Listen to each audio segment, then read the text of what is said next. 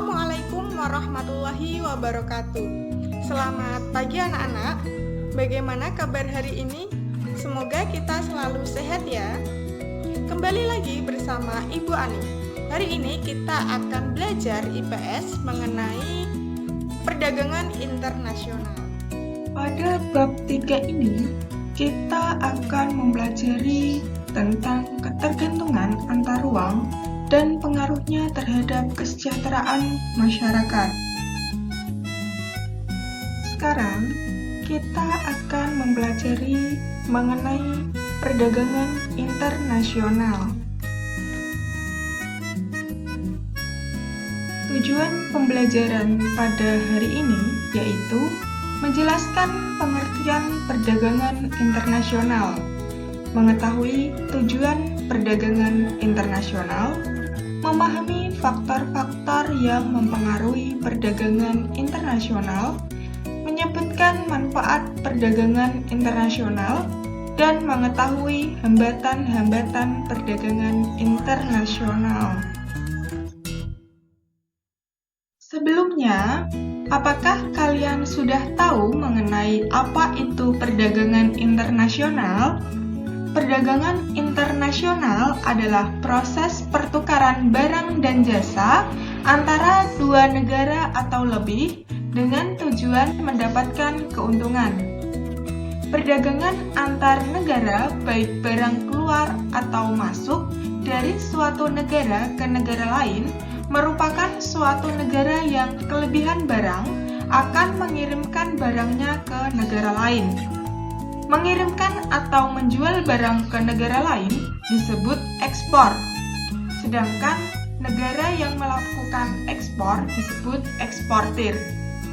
Untuk impor yaitu masuknya barang dari negara lain. Negara pelaku impor disebut importir. Nah, jangan sampai kebalik ya. Kemudian, distribusi adalah suatu proses dalam kegiatan ekonomi yang menyalurkan hasil produksi dari produsen ke konsumen. Untuk retribusi, artinya suatu pungutan daerah sebagai pembayaran atas barang atau jasa. Selanjutnya, apa saja perbedaan perdagangan dalam negeri dan perdagangan internasional? Untuk perdagangan dalam negeri, yaitu kegiatan dilakukan dalam suatu wilayah negara, baik antar daerah, provinsi, maupun antar pulau. Mata uang yang digunakan dalam proses pembayaran yaitu sama atau menggunakan nilai rupiah untuk di Indonesia.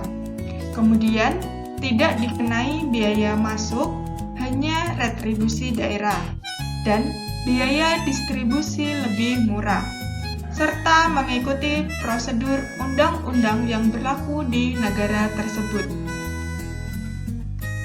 Sedangkan, untuk perdagangan internasional, yaitu kegiatan dilakukan di wilayah antar negara.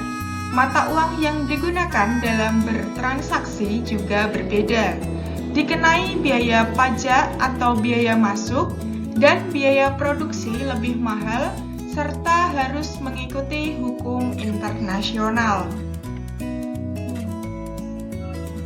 Tujuan utama perdagangan internasional adalah untuk memenuhi kebutuhan di suatu negara yang tidak tersedia di negara tersebut, namun kebutuhannya didapatkan dari negara lain. Tujuan lain dari perdagangan internasional antara lain: 1. Memperluas pasar wilayah perdagangan dan meningkatkan produksi. 2. Meningkatkan devisa negara melalui kegiatan ekspor produk ke negara lain. 3. Meningkatkan pertumbuhan sektor ekonomi, menstabilkan harga barang, dan menyerap banyak tenaga kerja. 4. Melakukan transfer teknologi untuk membantu meningkatkan efisiensi dalam proses produksi. 5. Mendorong terbentuknya sumber daya manusia yang berkualitas unggul dalam mengikuti perkembangan teknologi. Kemudian, faktor yang mendorong terjadinya perdagangan internasional yaitu 1. Perbedaan sumber daya alam. Sumber daya alam yang dimiliki oleh masing-masing negara tidak sama, dan setiap negara memiliki hasil produksi atau keunggulan yang berbeda. 2. Perbedaan tingkat kualitas sumber daya manusia. Ketersediaan dari sumber daya manusia memerlukan daya dukung kemampuan dari sumber daya manusianya. Sumber daya manusia yang berkualitas akan menghasilkan barang dan jasa dengan mutu yang lebih baik. 3. Perbedaan ilmu pengetahuan dan teknologi. Selain sumber daya alam dan sumber daya manusia, juga diperlukan alat untuk mengolah atau memproduksi barang dan jasa tersebut. Ilmu pengetahuan dan teknologi ini untuk menghemat biaya produksi, mengefektif dan mengefisiensi proses produksi barang yang lebih unggul. Kemudian, perbedaan budaya suatu bangsa. Perbedaan budaya suatu negara akan sangat mempengaruhi barang yang dihasilkan. Setiap negara memiliki budaya yang berbeda, dengan keunikan dan ciri khas masing-masing di setiap negara. Selanjutnya, perbedaan lainnya yaitu bidang ekonomi yang berupa perbedaan harga barang, perbedaan upah, dan biaya produksi, serta perbedaan selera. Nah, perdagangan internasional mendorong sebuah kebebasan dalam tindakan ekonomi, sehingga dapat menjadi sebuah peluang untuk menambah kekayaan suatu negara. Selain itu, kebebasan ekonomi mampu mendorong semua produsen untuk meningkatkan kualitas barang agar dapat bersaing di pasar internasional. Meskipun setiap negara memiliki aturan perdagangan yang berbeda, namun dengan adanya kebebasan ekonomi membuat interaksi antar negara semakin mudah. Perbedaan kekayaan sumber daya alam pada setiap negara menuntut sebuah negara harus melakukan interaksi dengan negara lain untuk memenuhi kebutuhan negaranya. Jadi, setiap negara pasti memerlukan adanya kerjasama antar negara. Negara satu dengan negara lainnya. Seperti itu. Manfaat perdagangan internasional.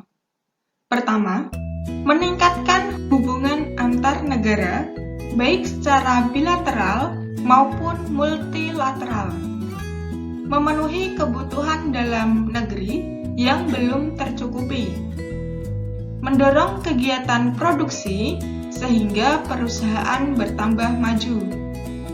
Selanjutnya, mendorong pertumbuhan ekonomi dan menyerap banyak tenaga kerja sehingga dapat mengurangi pengangguran. Kemudian, membuka lapangan pekerjaan dan mendorong kemajuan ilmu pengetahuan dan teknologi karena masing-masing negara ingin meningkatkan kualitas dan kuantitas barang. Nah, untuk hambatan perdagangan internasional yaitu ada harga barang. Harga barang luar negeri lebih murah dari hasil produksi dalam negeri. Kemudian ada biaya masuk atau pajak, dan juga ada proteksi, yaitu kebijakan untuk melindungi produksi dalam negeri. Contohnya yaitu kenaikan tarif produk impor. Selanjutnya ada kuota. Kuota yaitu kebijakan untuk membatasi jumlah ekspor dan impor barang dari suatu negara. Kemudian ada dumping. Dumping yaitu kebijakan menjual barang di luar negeri lebih murah daripada di dalam negeri. Kebijakan ini bertujuan untuk meningkatkan devisa negara. Kemudian hambatan lainnya yaitu ada seperti pertentangan politik atau peperangan. Perdagangan tentu tidak dapat dipisahkan dengan kehidupan manusia, mulai dari barter sampai zaman digital sekarang ini. Perdagangan semakin berkembang dan beraneka ragam. Perdagangan pada dasarnya dimotivasi oleh kebutuhan. Kebutuhan hidup saat ini terus mengalami perkembangan. Untuk tugas di pertemuan ini, yaitu silakan kalian mengerjakan soal. Ada 5 soal. Yang pertama, jelaskan apa yang dimaksud dengan perdagangan internasional. 2. Sebutkan 3 barang yang diekspor Indonesia. 3. Sebutkan 3 barang yang diimpor ke Indonesia. 4. Sebutkan dampak positif dan negatif dari perdagangan internasional. Yang 5. Bagaimana pendapat kalian mengenai adanya tenaga kerja asing yang masuk ke Indonesia? Selamat mengerjakan!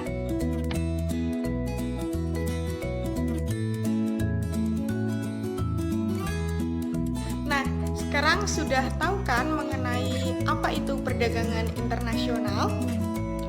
Jangan lupa untuk mengerjakan tugas yang telah Ibu berikan. Tetap semangat dalam belajar. Jangan lupa untuk selalu menjaga kesehatan. Terima kasih. Selamat siang.